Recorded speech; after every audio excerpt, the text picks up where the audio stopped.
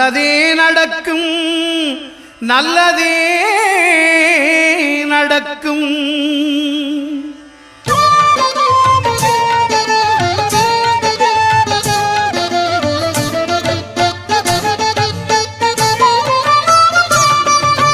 ஒன்பது கோளும் ஒன்றாய் காண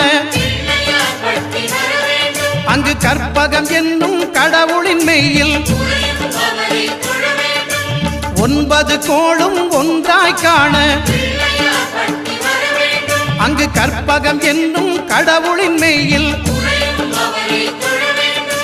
சூரியன் முதலாய் 9 கிரகமும் பலவித குணங்களை கொண்டிருக்கும். எங்கள் கற்பக தருவில் அவை வரும்போது ஒன்றாய் சேர்ந்து பலனளிக்கும்.